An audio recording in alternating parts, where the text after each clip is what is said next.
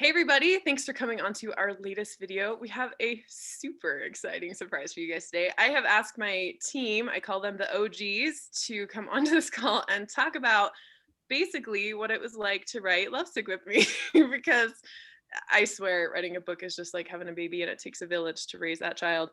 So Lovesick, as sweet and fun as it is to read, was sort of a beast to bring into the world, and no one witnessed that better than my team. So I wanted you guys to hear a little more behind the scenes of what it was like to write Lovesick and what they helped me figure out. So really, well, let me introduce you guys. There is Samantha. She helps me coordinate my social media. You can say hi, Sam, so the video goes to you just in case. Hello. Yeah, that's me. I'm Sam. Samantha is super special because she has literally been with me from the launch of my very first book almost 7 years ago. And she has worked for me longer than anyone. So she's been with us for years. So she has particularly good insights into my writing for that. And then we have McKenna, who is our title manager. Hi. McKenna does all of the uploading of books and creations of books and managing them on the retailers. And then we have Kristen, who runs our customer service. Hello.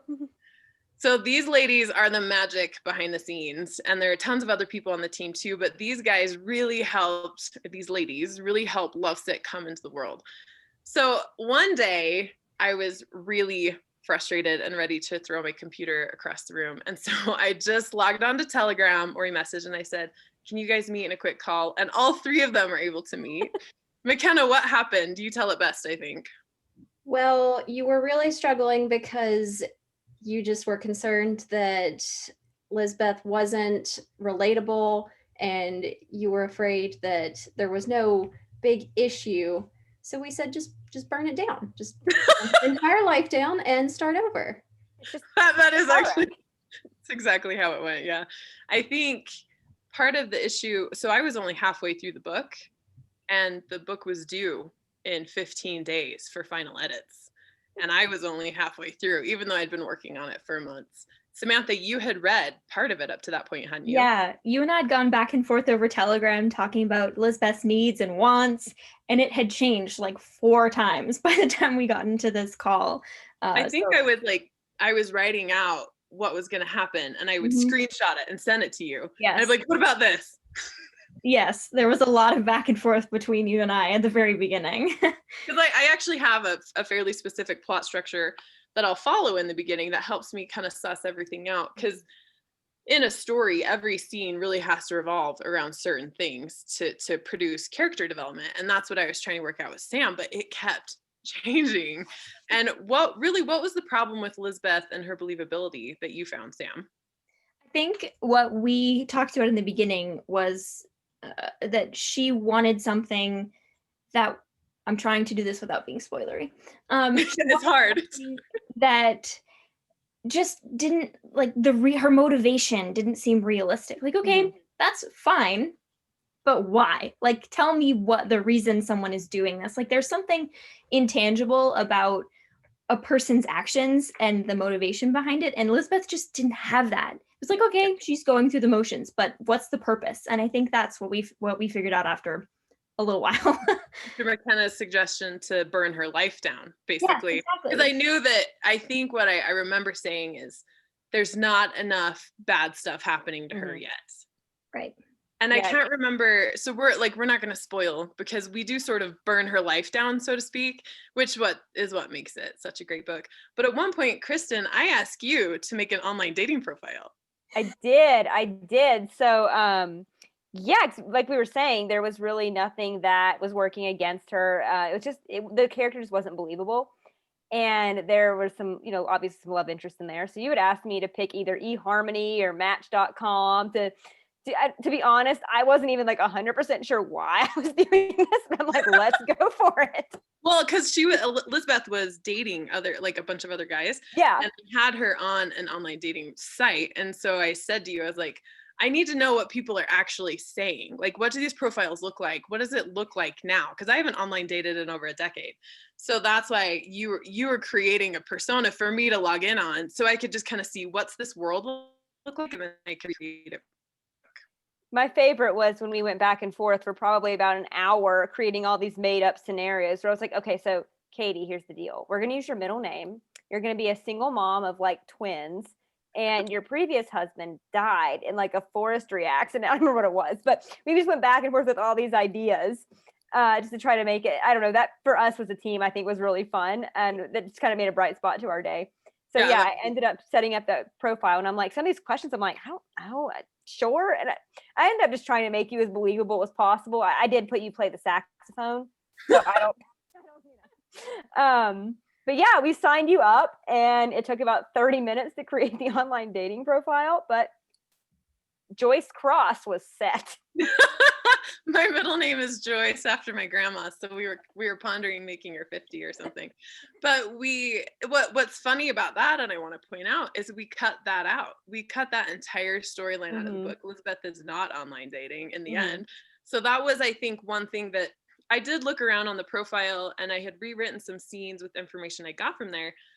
But eventually I realized, I was like, I think this is part of what's holding Lizbeth back. And I just ended up cutting it, which is interesting because we put so much time and manpower behind something in a story, and it just ends up dying anyway, right? So that can be really frustrating, but so liberating in the end because Lizbeth came out a better book for it. And actually, there's another time, Kristen, where something funny happened with my husband. You should tell that story. So this was not the chick lit side of things, but the young adult fantasy. Katie had sent out a message asking for help. Like she needed to throw some ideas around. I think I was the only one that responded. And I was like, sure. I'm classically a verbal processor. So I have an idea. I just need to talk it out. I don't actually care if you're interested. No. Like actually interested or listening. I just need to say the words. And so I had warned, I think, everyone about this before they worked in the company. Like, I might just randomly ask you to let me talk at you. And it's like part of our onboarding process. Right. Now. We have an SOP over this, right? It's so strong in my process. And you answered, and I was like, hop on Zoom. I was like, let's go. But yeah, and I think even just going back to the lovesick thing for a second, my favorite part of that was you just go and were like, guys, do you hate this character as much as I do? And that's just kind of how it all started. Yes. But yeah, so we were going over, I believe it was the High Priestess, and you were throwing around some ideas. I was giving some input. We were just kind of bouncing stuff back and forth. And you were just like, you just kind of sat there for a moment, like, I think they need to die, or I think I need to kill her, or something along those lines.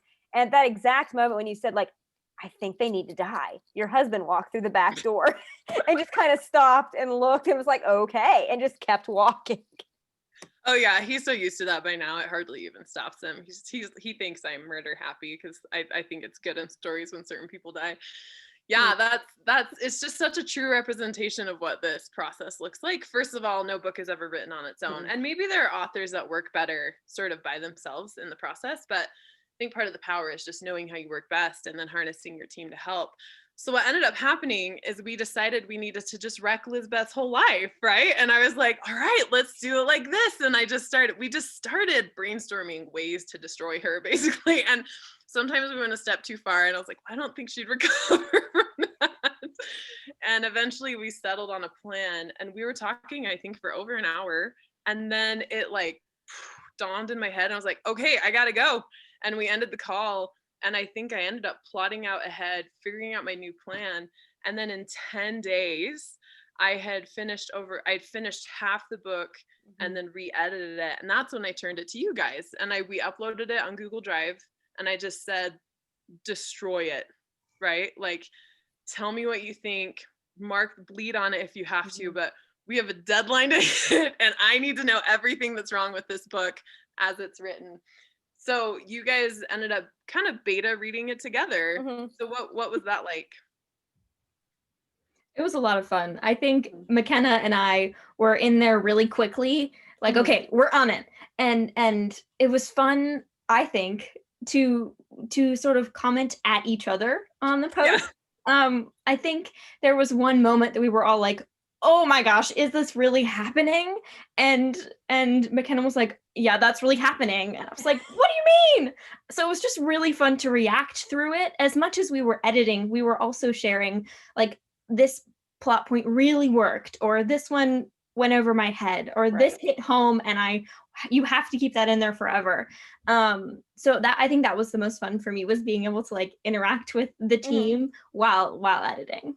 I know whenever we described her the certain date that she went on, I think all of us jumped in. We're like, this is the worst thing ever. And we were commenting back and forth. And that to me was just, those comments were hysterical.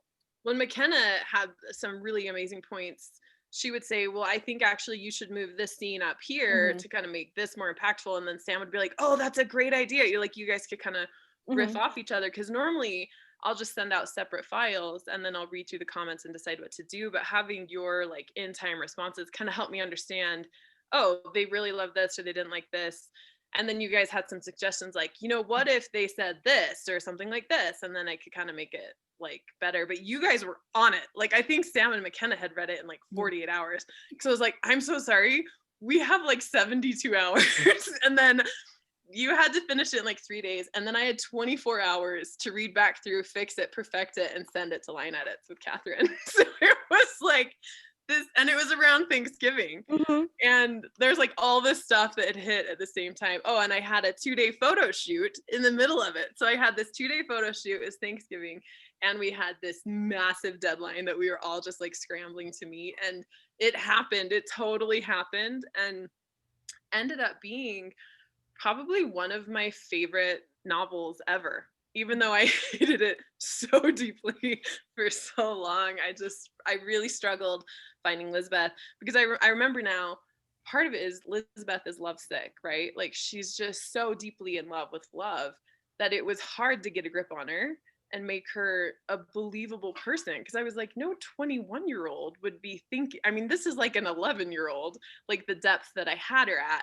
And that's where Sam was asking me like, but why and why and why and why, and having me dive deep, deep, deep. And half the time I was like, I don't know, Sam, I don't know. Like, we're gonna have to figure it out, right? And then over brainstorming, we're able to figure it out. So I want to give you guys all of the praise and glory you deserve in this book, because without the three of you, I would still be hating Lisbeth and her 11-year-old lovesick self, and we would not have this amazing novel. Because honestly, how awesome is JJ? Do you guys just love JJ? Love him. Yeah, he is amazing. So I want to give you guys my thanks for not only doing the video, but just for helping me write this book and all the books, right? Because you know more messages are coming your way. I have another book deadline coming up where I need massively fast turnaround too. So this is probably just how we roll. But thank you so much. Thank you for being here.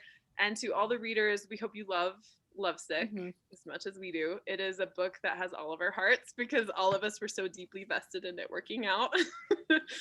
And you can pre-order it or buy it live if you find this after the launch. And thanks again for being here.